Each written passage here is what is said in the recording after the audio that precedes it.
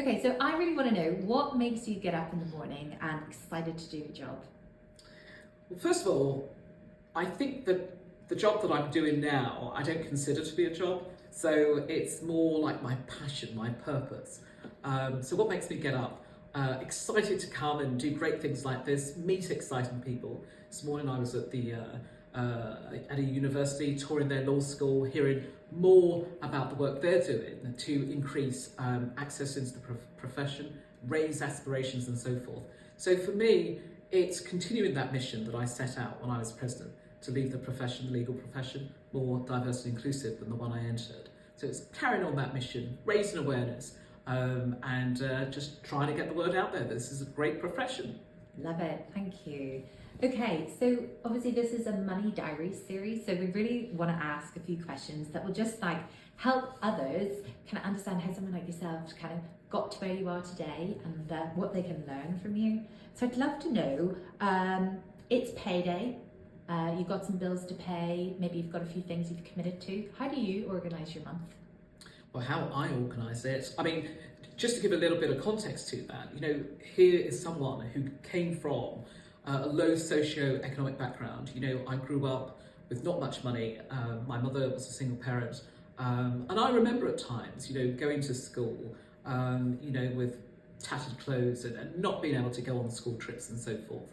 So I think that instinct inside of me to save. I remember having, a post office account and being very proud when I had my first bank book from the post office with my £5. I can't remember where I got the £5 from, but I spent a lot of time looking at that and willing that to increase. So when the money comes in, the first things that have to be priority are my bills.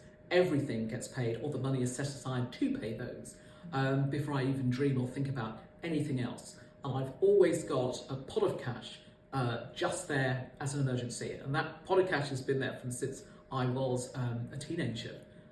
But emergency pot, but the bills, everything gets paid first and foremost. Love it, thank you so much for sharing that. So let's imagine you're in work and you receive a bonus. What would you do with that bonus? Is it spend it, save it, or invest it? I think it's a bit of that.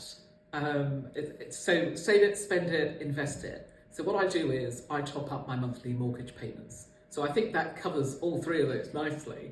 But of course, all work and no play, makes for a bit of a dull day at times. So I would treat myself. I absolutely, like treating myself like treating others. But that financial acumen to ensure that my bills are paid.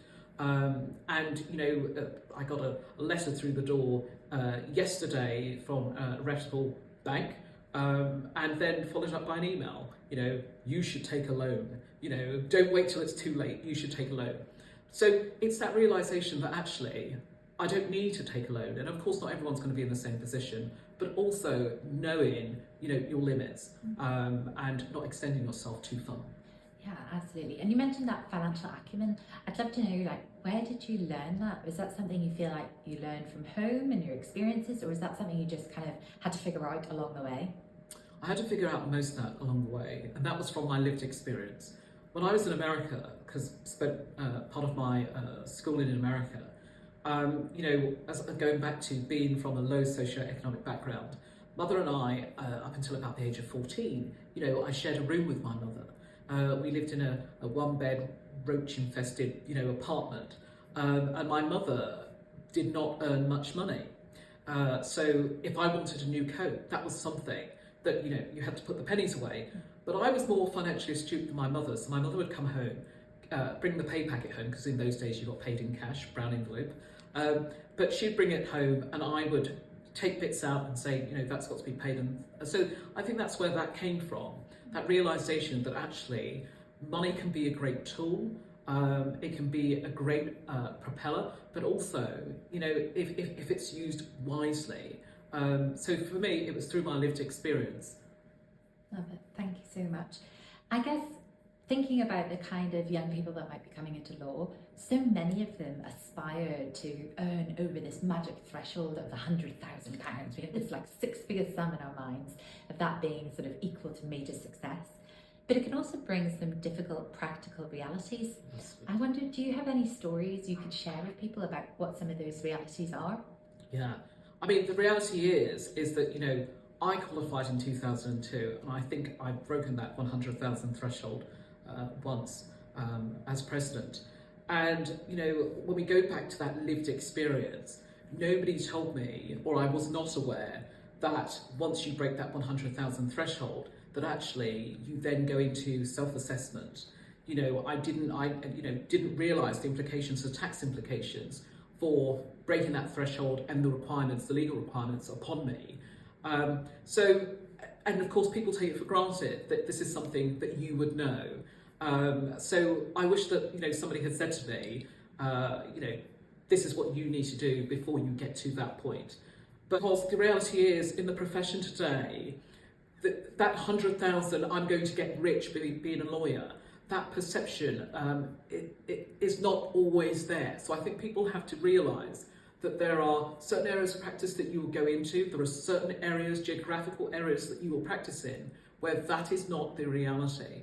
And I think people have to understand that, because that may feed into people's disillusionment of the profession. And it's not what we all see on television, especially the American shows. Absolutely, yeah. I think a lot of people will be able to relate to that story. Thank you. So what's one thing that you wish you'd learned earlier about money that you can now reflect on as being something that's really valuable to you? When you said that, the phrase that came into my head was, I remember growing up and being told that, money is the root of all evil, don't let it dominate you. So I think for me that, I've seen how money can change, it's transformative, it can change your life. But I've also seen how it can be destructive if not utilised correctly. So the one thing I guess is that, just be very mindful that if you do have money, there's lots of advice that you can tap into out there, lots of websites, the government has one indeed, that you can tap into as to, in terms of pensions, in terms of shares, ISAs, investments, and a whole realm of things. And just spend wisely. Absolutely spend wisely. Do you need it? Because that's the question I'm always asking myself. If I'm going to purchase something, do I need it? And if I don't need it, is it nice to have? And if it's a nice to have, is it necessary? Love it, thank you. Okay, so this is my last question for you, Stephanie. What advice would you give to people at the start of their careers? The advice that I would give to someone at the start of their career is kind of probably twofold. So there came a point in my life that actually it wasn't the money, the salary that was important.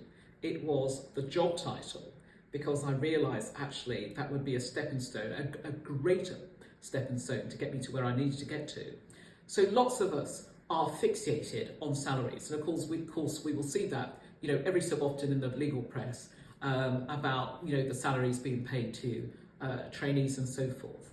So I think do a job that you absolutely love well, not because it's paid well.